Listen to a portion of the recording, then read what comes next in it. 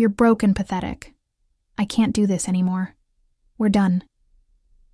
I stared at the text message, reading it over and over again, as if the words might rearrange themselves into something that made sense.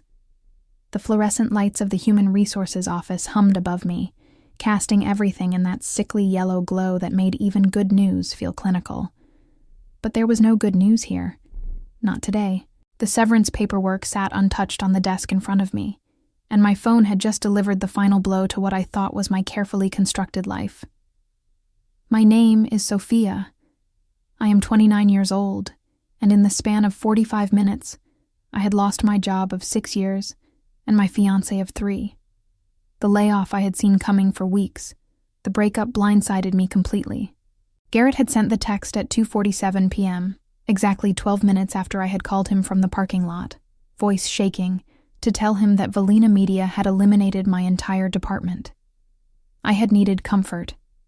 I had needed him to tell me we would figure it out together, that a setback was not the end of the world, that he loved me regardless of my employment status. Instead, I got 7 words that felt like a knife twisting between my ribs. The Human Resources coordinator, a woman named Patricia who had been nothing but kind throughout this entire horrible process, slid a box of tissues across the desk. She probably thought I was crying about the job. I let her believe that. The truth was far more humiliating. "Take your time," Patricia said gently. "I know this is a lot to process." She had no idea. I picked up the pen and started signing the documents she had placed in front of me. My hand moved mechanically, initialing here, signing there, while my mind replayed every moment of the past 3 years with Garrett. The fancy dinners he insisted we could not afford to skip. The designer watch he bought himself for our anniversary instead of saving for the wedding. The subtle comments about how I needed to climb faster, earn more, be more impressive at parties where his colleagues gathered to compare accomplishments like trading cards. When had I become just another line item on his personal balance sheet? "This page outlines your severance package," Patricia continued, pointing to a section I had barely glanced at. "Given your tenure and position, the company has agreed to a substantial payout." I nodded without really hearing her. The number on the page meant nothing to me in that moment. All I could see was Garrett's face the last time we had dinner together, 3 nights ago, when he had talked about buying a house in the nicest part of Charlotte and how important it was for us to maintain the right image.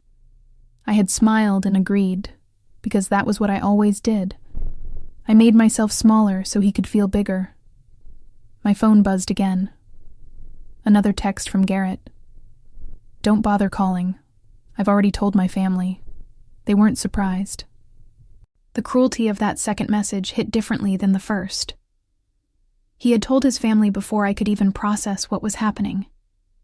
He had prepared them for this, which meant he had been waiting for an excuse, any excuse to walk away. My job loss was not the reason he left. It was just the permission slip he had been looking for. I finished signing the paperwork and stood up, tucking the folder Patricia handed me under my arm. She wished me well, told me I was talented and would land on my feet, offered the standard Human Resources condolences that meant nothing and everything at the same time. The walk to my car felt endless. The Charlotte afternoon sun beat down on the parking lot, making the asphalt shimmer with heat waves that distorted the rows of vehicles into something dreamlike and unreal. I found my practical sedan, the sensible car Garrett had mocked me for keeping when I could have leased something more impressive, and sat behind the wheel without starting the engine. For 10 minutes, I just breathed. Then I pulled out my phone and typed a response I would never send. 3 years of my life, and this is how you end it? With a text message while I'm signing paperwork? You're a coward. I deleted it word by word. What Garrett did not know, what he could not have known because I had never told him, was that losing this job was not the catastrophe he assumed it was. He thought I was walking away with nothing but shame and a cardboard box of desk supplies. He thought I was ruined. He was wrong about everything. I turned on the car and drove away from Valina Media for the last time, the severance folder sitting on my passenger seat, like a secret weapon waiting to be deployed. Garrett had made his choice based on incomplete information. He had looked at the surface of my life and decided it was not worth staying for. He had no idea what was underneath, and I was not going to tell him. I had grown up in a household where money was always tight and love was the only currency that mattered. My parents worked themselves to exhaustion, trying to give my brother and me opportunities they never had. My father drove delivery trucks for a bread company, leaving the house before dawn and returning after dark with flour dust still clinging to his work boots. My mother cleaned office buildings, her hands rough and red from chemicals that promised sparkling floors but delivered cracked skin and aching joints. We lived in a small apartment in one of the older neighborhoods of Charlotte, the kind of place where everyone knew everyone, and nobody pretended to be anything they were not. Dinner was whatever we could afford, often rice and beans stretched to feed 4 mouths, sometimes eggs if we were lucky.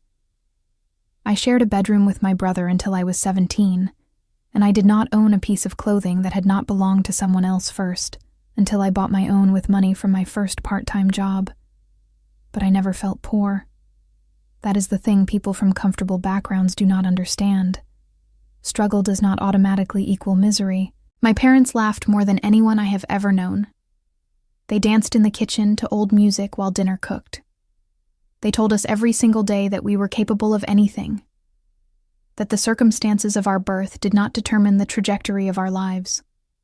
I believed them.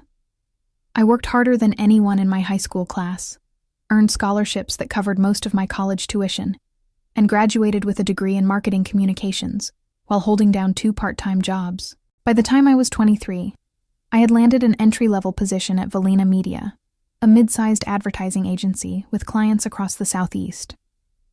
By 27, I had worked my way up to account manager, overseeing campaigns for 3 major regional brands. That was when I met Garrett. He was charming in the way that men who have never struggled learn to be charming.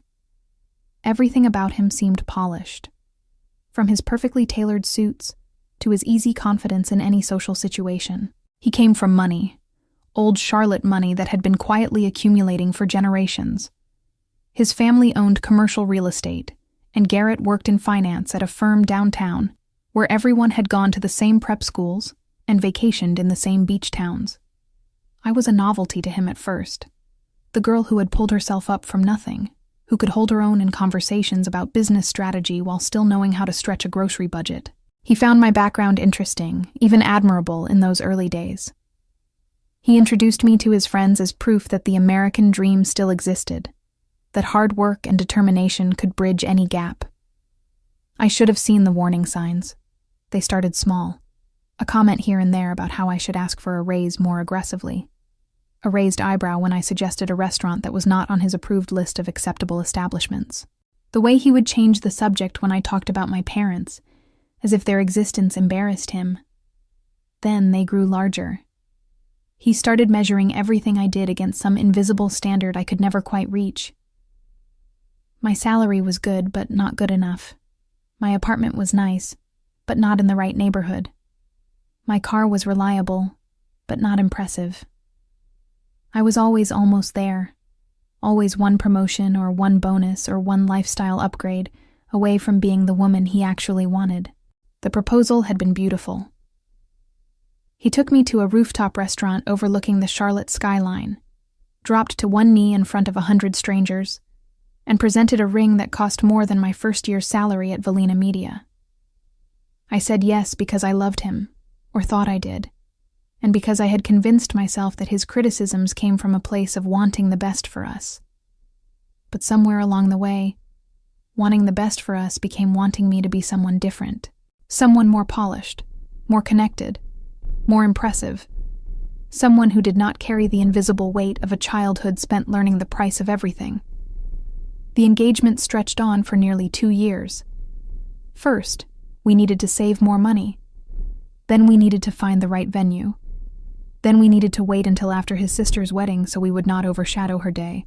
There was always another reason to delay, another milestone I needed to hit before we could officially begin our life together. I stopped talking about my family around his friends. I stopped suggesting affordable date nights. I stopped being the woman who had worked her way up from nothing and started performing as the woman Garrett needed me to be. Until the day I got laid off, and all that performance meant nothing. Garrett had called me pathetic because he could not see my value as anything other than a reflection of his own success. My job title made him look good at dinner parties. My salary contributed to the lifestyle he wanted to project. Without those things, I was just a woman from a poor family who no longer served his purposes.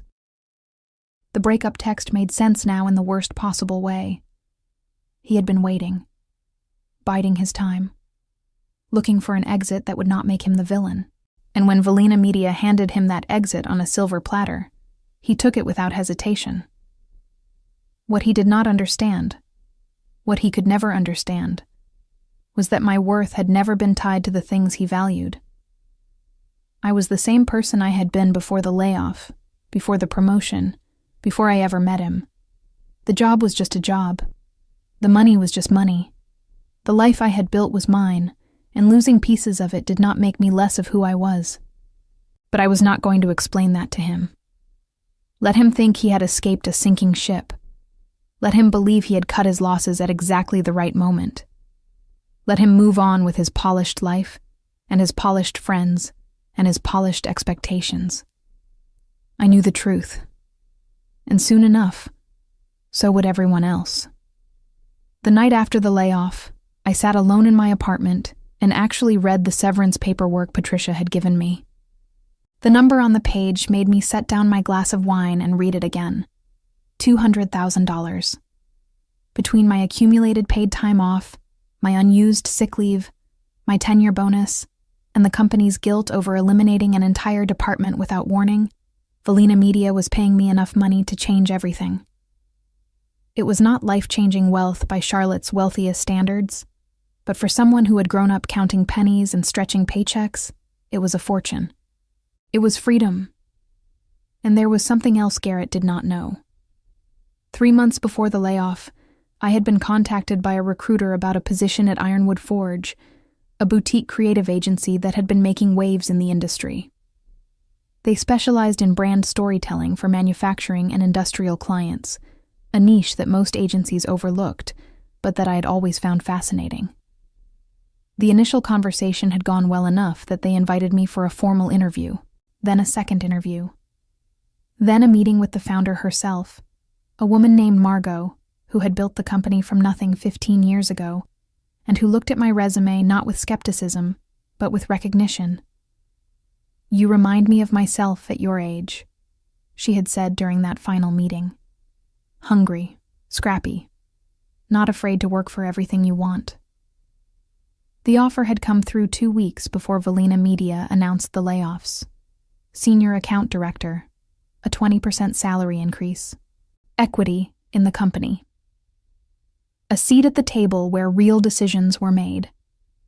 I had been agonizing over whether to accept, torn between loyalty to the job that had given me my start and excitement about an opportunity that felt tailor-made for everything I had been working toward. The layoff made the decision for me. I had not told Garrett about any of it. At first, I was superstitious, worried that talking about the opportunity would somehow jinx it. Then I was uncertain, wanting to make my decision without his influence pushing me toward whatever choice made him look best. And finally, I was just exhausted, too tired of justifying every aspect of my career to someone who only cared about the end result. Now, sitting alone with my severance paperwork and my untouched wine, I realized that my silence had been prophetic. Garrett had dumped me thinking I was walking into financial ruin. He had no idea I was walking into the biggest opportunity of my professional life, with a $200,000 cushion to support me through the transition. I picked up my phone and scrolled through our text history. 3 years of messages. Good morning texts and dinner plans and arguments resolved with emoji hearts. All of it meaningless now.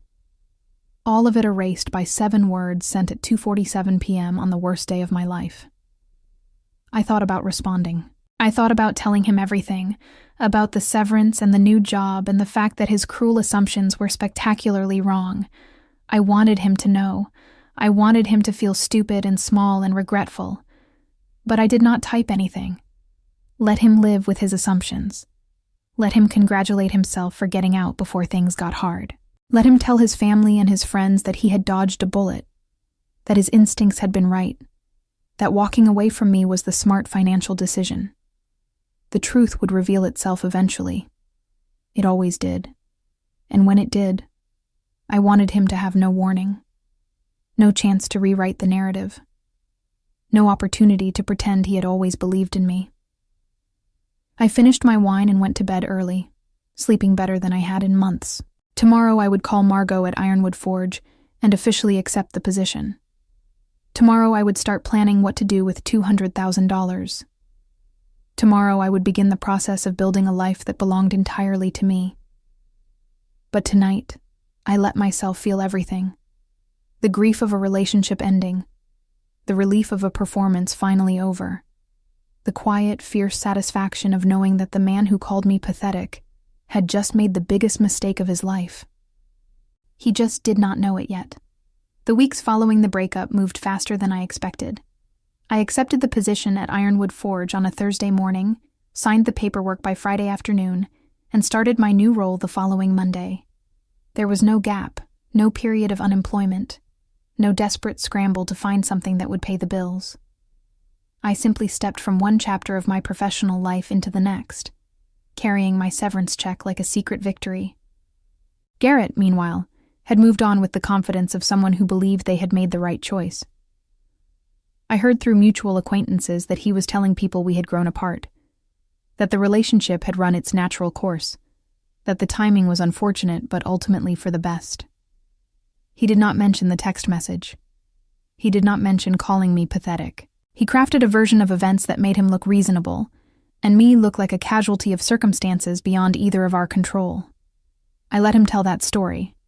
I did not correct it, did not reach out to mutual friends to share my side, did not post anything on social media that might contradict his carefully constructed narrative. Instead, I focused on the work in front of me, immersing myself in Ironwood Forge's culture and clients with an intensity that surprised even me. The agency was everything Valina Media had not been.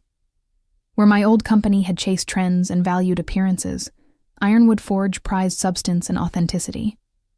Margot ran the operation with the kind of decisive clarity that came from building something with her own hands. She did not care about where anyone went to school or what neighborhood they lived in. She cared about results, creativity, and the willingness to do whatever it took to serve the clients well. I fit in immediately. My first major project was a rebranding campaign for a family-owned furniture manufacturer based in High Point that had been in business for 4 generations. They were struggling to connect with younger consumers who saw their products as outdated and out of touch. Within 3 weeks, I had developed a comprehensive strategy that honored their heritage while positioning them as a sustainable, quality-focused alternative to disposable furniture trends. Margot presented it to the client, and they approved it on the spot. "You've got good instincts," she told me afterward, stopping by my desk with 2 cups of coffee. "Most people in this industry chase what's flashy. You understand what's real." I thanked her, but the compliment stuck with me longer than I expected. For years, I had been trained to value flashy things. Garrett had made me believe that substance without style was worthless, that no one cared about your character if your car was not impressive enough. Margot saw things differently, and working for someone who measured success by actual impact rather than superficial indicators felt like coming home to a place I had never been. The severance money sat in my savings account, growing slightly with each passing month while I debated what to do with it. I could have paid off my student loans entirely, but the interest rates were low enough that it made more sense to invest. I could have put a down payment on a house, but I was not ready to commit to Charlotte long-term, not when my entire relationship history here carried the fingerprints of someone I was trying to forget. In the end, I did something impulsive, something completely out of character for the practical, budget-conscious woman I had always been. I bought a car. Not just any car. A sleek, silver sports car that I had admired in magazines for years, but never allowed myself to seriously consider. It was ridiculous. It was unnecessary. It was the exact kind of purchase Garrett would have made, the kind of status symbol he would have displayed proudly at every opportunity. But that was not why I bought it. I bought it because I could, because I had worked hard enough, and saved carefully enough, and navigated enough obstacles to have the freedom to make choices that served no purpose other than bringing me joy. Because for 3 years, I had denied myself pleasures that were not approved by someone else's standards. And now that someone was gone, and I could finally ask myself what I actually wanted, the answer, apparently, was a sports car. I picked it up on a Saturday morning, signing the paperwork with the same steady hand that had signed my severance agreement weeks earlier. The dealer handed me the keys with a smile, and I slid into the driver's seat feeling something I had not felt in years. I felt powerful. The drive back to my apartment took twice as long as necessary because I kept finding excuses to extend it. Every stoplight, every turn, every stretch of open road reminded me that I was in control. This was my car, bought with my money, driven wherever I wanted to go. No one had approved it. No one had told me it was a smart investment. No one was measuring its value against their expectations of who I should be. I parked in my usual spot and walked inside, still buzzing with the strange electricity of having done something entirely for myself. My phone had been silent all day, which was exactly how I liked it now. The constant ping of Garrett's opinions and criticisms and subtle disappointments no longer filled my notifications. Just peace. Just silence. Just the sound of my own thoughts, uninterrupted. That night, I drove to my parents' apartment for dinner. My mother had made her famous chicken and rice, the same meal she had stretched to feed 4 people when I was growing up, now made in abundance because she could finally afford to be generous with ingredients. My father sat at the head of the small table, retired now, but still wearing his watchful expression, still studying everything with the careful attention of a man who had spent his life noticing details others missed. "Nice car," he said when I arrived, having spotted it from the window. "That new?" "Bought it this morning," I told him, bracing for questions about the cost, the practicality, the wisdom of such a purchase. Instead, he just nodded. "Good for you." My mother brought out the food, and we ate together the way we always had, conversation flowing easily between bites. They asked about the new job, and I told them about Margot and the furniture manufacturer, and the way Ironwood Forge felt different from anywhere I had worked before. They asked about Garrett because they had to, and I told them the truth, that he had ended things, that it was for the best, that I was doing better without him than I ever had with him. "Never liked that one," my father said quietly, as if he had been waiting 3 years to admit it. "Dad," I started, but he held up a hand. "You're a grown woman. I trusted you to figure it out on your own.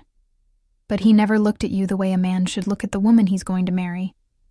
He looked at you like you were something he was evaluating." I had no response to that. He was right. I had known it for years, buried beneath all my justifications and compromises and hopes that things would improve. We finished dinner, and I helped my mother clean up while my father turned on the television to watch the news. It was the same routine from my childhood, just in a slightly nicer apartment, just with slightly more food, just with me driving away in a sports car instead of a borrowed bus pass. Some things changed. Some things stayed exactly the same. Garrett, meanwhile, was living the life he had always lived.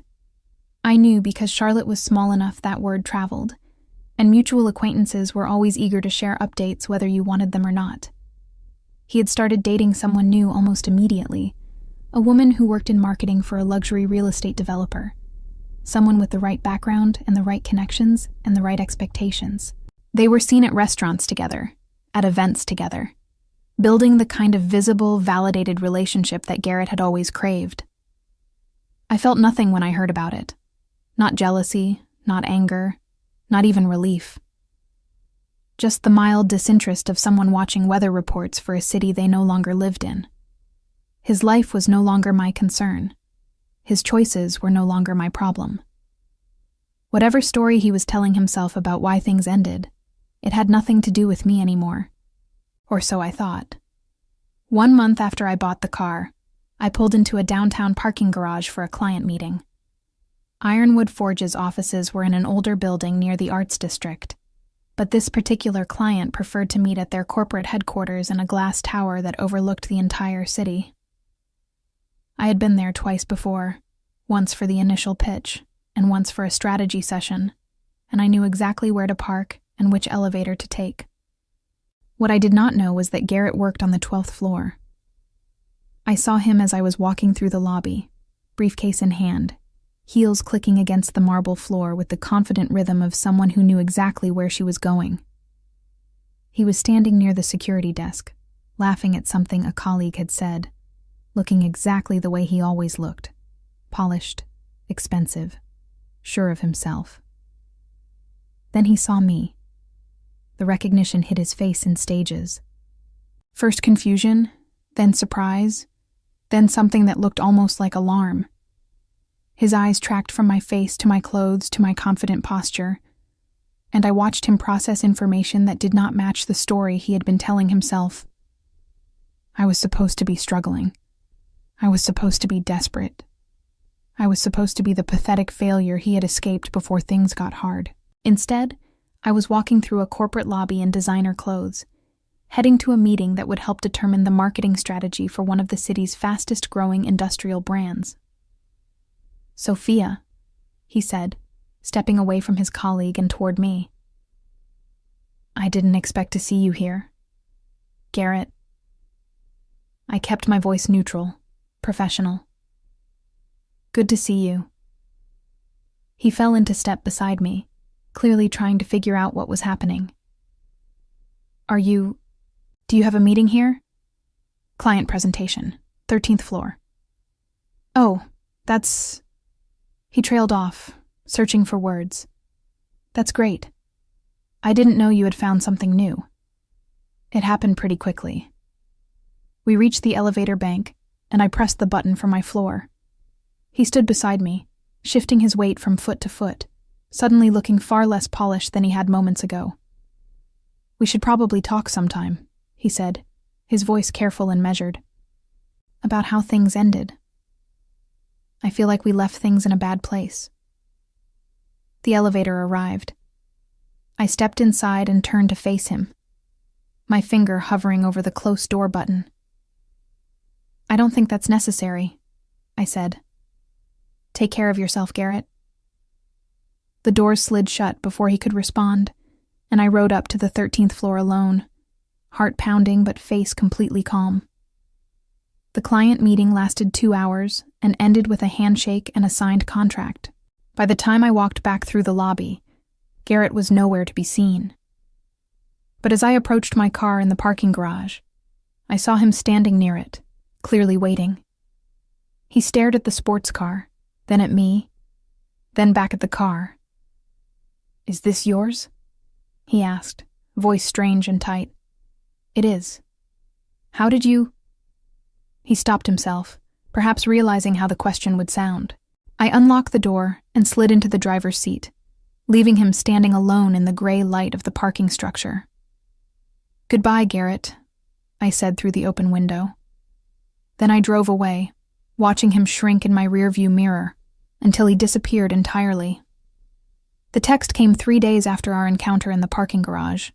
I was at my desk, reviewing copy for the furniture manufacturer's new website, when my phone lit up with a message from a number I had deleted but still recognized. "Maybe we should talk. Can I call you tonight?" I stared at the words for a long moment. 3 months ago, I would have dropped everything to respond. I would have analyzed his tone, agonized over my reply, hoped that this was the beginning of reconciliation. I would have believed that he had realized his mistake, that he wanted me back, that all the hurt could be erased if we just talked it through.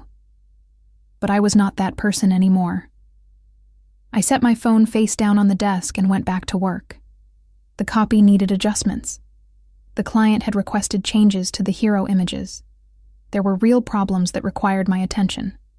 Problems that would not solve themselves while I wasted energy on someone who had proven exactly who he was. Garrett texted again that evening. I really think we should catch up. A lot has changed. Yes, I thought. A lot has changed. But not the things he assumed. He thought I had gotten lucky. He thought the sports car and the nice clothes and the client meetings were some kind of unexpected windfall, something that fell into my lap through no merit of my own. He did not understand that I had been building toward this for years, quietly and steadily, while he focused on the surface and ignored the substance. The severance money was not luck. It was compensation for 6 years of dedicated work, for loyalty and effort, and results that had earned me standing within a company that was now paying the price for its own poor decisions. The new job was not luck. It was the result of relationships I had cultivated, skills I had developed, and a reputation I had built one successful campaign at a time. The sports car was not luck. It was permission I had finally given myself to enjoy what I had earned without filtering it through someone else's approval. None of this had anything to do with Garrett. And yet here he was, suddenly interested in talking, suddenly curious about my life, suddenly realizing that his assumptions had been catastrophically wrong. I thought about how he must have felt, watching me walk through that lobby with confidence he did not recognize. The woman he dumped was supposed to be struggling. Instead, she was thriving. The math no longer added up. The narrative no longer made sense. And Garrett, who had always needed the world to conform to his expectations, could not handle the dissonance. The next morning, I took his call. Not because I wanted reconciliation, but because I wanted closure. Real closure, the kind that comes from looking someone in the eye and telling them exactly what they need to hear. Sophia, thank you for picking up. His voice was different, softer, more uncertain. I know I don't have any right to ask for your time. You're right, I said. You don't. Silence.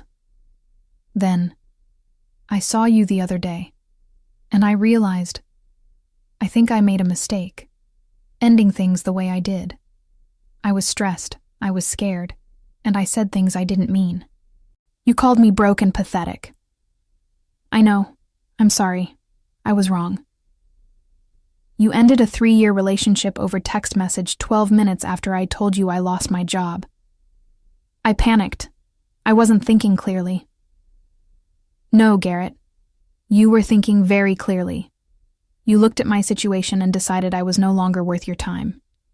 You measured me against whatever metric you use to evaluate the people in your life, and I came up short.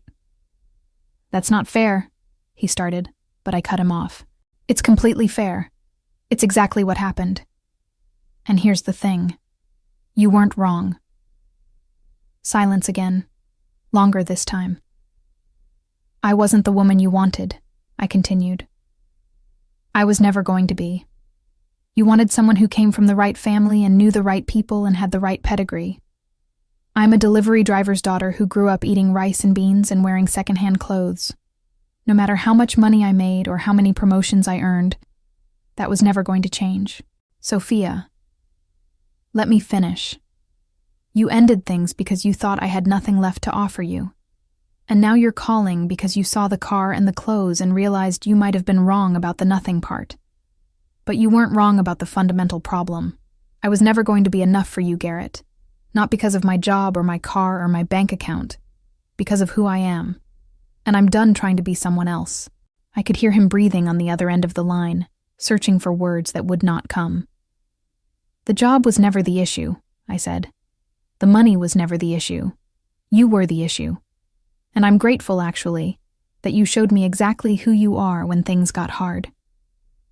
It saved me from wasting more years trying to earn approval I was never going to get. So that's it? His voice cracked slightly. You're not even willing to try? I tried for 3 years, Garrett. I'm done trying. I'm done performing. I'm done being measured against standards that were designed to find me lacking. What am I supposed to do? The question almost made me laugh. Even now, facing the consequences of his own choices, he was looking for someone else to give him direction. That's not my problem anymore, I said. Goodbye. I hung up before he could respond. That evening, I drove my sports car to my parents' apartment again, not for dinner, but just to sit in the living room with people who had never asked me to be anything other than who I was. My father was reading the newspaper. My mother was working on a crossword puzzle. The television murmured in the background, and the air smelled like coffee and comfort and home. You look lighter, my mother said, glancing up from her puzzle. Did something happen? I closed a door, I told her, one that should have been closed a long time ago. She nodded, understanding more than I had said. That was the thing about my parents. They had lived hard lives, navigated impossible circumstances, raised children on love and determination when money and opportunity were scarce. They knew what it meant to let go of things that weighed you down. They had been doing it their entire lives. I stayed until after dark, then drove home through streets that felt different now, not because they had changed, but because I had. The woman who had accepted a breakup text without fighting back was gone. The woman who had performed for approval was gone. The woman who had measured her worth by someone else's expectations was gone. In her place was someone I was still getting to know. Someone who bought sports cars because she wanted them. Someone who took jobs because they felt right, not because they looked impressive. Someone who walked through corporate lobbies without apologizing for existing, who spoke to former fiancés without begging for second chances, who looked at her life and saw value that had nothing to do with anyone else's opinion. Garrett had called me pathetic. He had been wrong. But even if he had been right, even if I had walked away from Valina Media with nothing but empty pockets and a broken heart, I would still have been worth more than he ever understood. Because my worth was never about the job or the money or the car. It was about the person I had become through years of struggle and growth and determined self-improvement. He never saw that person. He only saw what she could offer him. And now she was offering him exactly what he deserved. Nothing at all. The next morning, I arrived at Ironwood Forge early, before anyone else had unlocked their offices or started the coffee brewing. I sat at my desk and looked out the window at the Charlotte skyline, orange and pink with dawn, beautiful in the way that only earned views can be beautiful. My phone sat silent on the desk. No texts from Garrett, no apologies or justifications or attempts to reframe what had happened. Just quiet, just peace. Just the beginning of a day that belonged entirely to me. Margot arrived an hour later, stopping by my office with her usual 2 cups of coffee. "You're here early," she observed. "Couldn't sleep. Good energy or bad energy?" I considered the question. Good, I think. I feel like I finally finished something that needed finishing. She nodded, handing me a coffee. Those endings are the hardest, but they make room for better beginnings. She left without asking for details, and I was grateful for her discretion. Margot understood that some things were personal, that not every story needed to be shared, that sometimes the best thing a leader could do was create space for her people to process their own experiences. I spent the morning working on a new client pitch, a sustainable packaging company that wanted to reposition itself as a leader in environmental innovation. The work was good work, meaningful work, the kind of thing I could feel proud of even when no one was watching. By noon, I had a rough draft of the strategy document. By evening, I had refined it into something I was genuinely excited to present. On my way home, I stopped at a small restaurant I had always wanted to try, but never had, because Garrett had deemed it too modest. I ordered exactly what I wanted, sat by the window, and watched the city move past while I ate slowly and deliberately. The food was delicious. The atmosphere was warm. The entire experience was mine, unshared and unapologetic. This was what freedom felt like, not the absence of struggle or responsibility, but the presence of choice, the ability to decide what mattered and what did not, the power to walk away from things that diminished me and toward things that made me feel alive.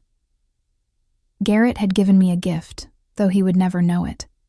By showing me exactly how conditional his love had been, he had forced me to confront what unconditional actually meant.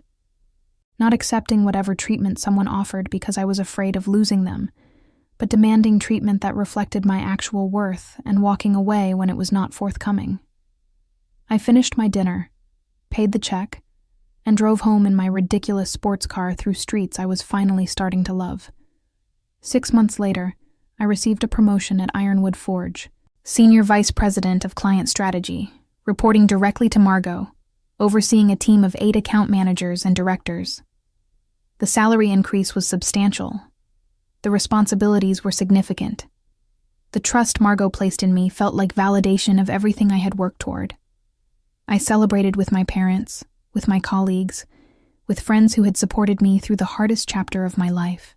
And I celebrated alone, too, sitting in my apartment with a glass of wine and the knowledge that none of this had been luck. It had been effort, persistence, the stubborn refusal to accept less than I deserved. Garrett, I heard through the Charlotte grapevine, had not fared as well. The woman he had started dating after our breakup had ended things when she realized his financial situation was less impressive than his lifestyle suggested. His job performance had declined, resulting in a demotion that he tried to spin as a strategic pivot. His family's real estate investments had taken a hit during a market correction, leaving him scrambling to maintain appearances with significantly less support. I did not celebrate his struggles. That was not who I wanted to be. But I did note them, quietly, as evidence that the universe had a way of correcting imbalances. He had called me pathetic because he thought he was better than me. Now he was learning that worth was not something you inherited or performed. It was something you built, day by day, through choices that reflected your actual values. 1 year after our breakup, I bought a house. Not in the neighborhood Garrett had dreamed about, with its carefully curated residence and its invisible walls keeping out anyone who did not belong.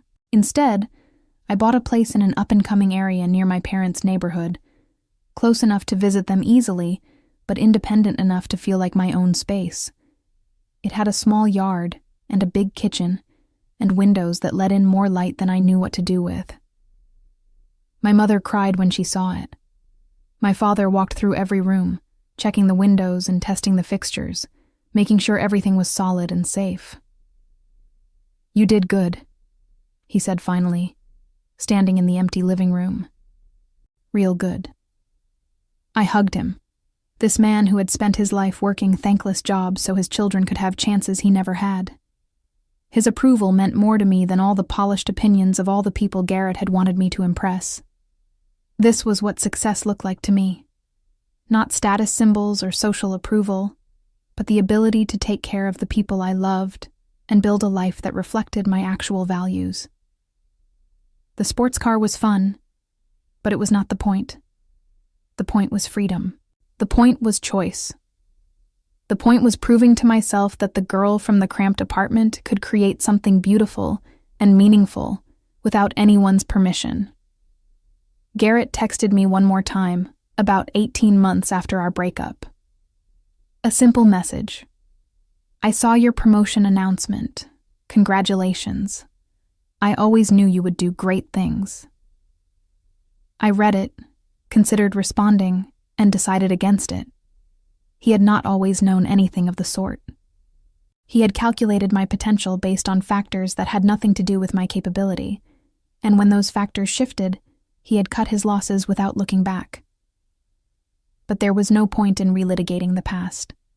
He was already living with the consequences of his choices. I did not need to add to them. Instead, I deleted the message and went back to my life. The life I had built, the life I had earned, the life that belonged to me and no one else. 2 years after the day I lost my job and my fiancé in the same afternoon, I sat on my back porch and watched the sun set over my own piece of land. My sports car sat in the driveway, still ridiculous, still unnecessary, still one of my favorite decisions I had ever made. The promotion had led to another promotion. The house had become a home. The woman who had stared at that breakup text in the Human Resources office had transformed into someone she barely recognized, but deeply respected. Garrett's life had continued its downward trajectory. The professional setbacks compounded. The relationships he tried to build crumbled under the weight of expectations that could never be met. He became a cautionary tale in certain Charlotte circles, the cautionary tale of a man who had everything handed to him and still managed to fumble it away. His family's name no longer opened the doors it once had. His polished exterior no longer disguised the emptiness underneath. I did not take pleasure in his suffering, but I did recognize it as proof of something important. The things he had valued most, the status and appearances and external validations, had proven to be poor foundations for a meaningful life. When they crumbled, there was nothing underneath to support him. He had spent so many years measuring other people against his standards that he had never bothered to develop standards for himself. I thought about all the times he had made me feel small. All the comments about my background, my car, my ambitions. All the subtle and not so subtle messages that I was not quite good enough, not quite polished enough, not quite worthy of the life he wanted to build. He had been wrong about all of it. But more importantly, I had been wrong to believe him. The girl from the cramped apartment, the daughter of the delivery driver and the cleaning lady, the woman who had stretched rice and beans and scraped for every opportunity, was exactly as worthy as anyone else. More worthy, maybe, because she had earned everything she had instead of inheriting it. Garrett had looked at my circumstances and seen limitations. I had looked at my circumstances and seen fuel. We were both right, in our own way, but only one of us had built something that would last.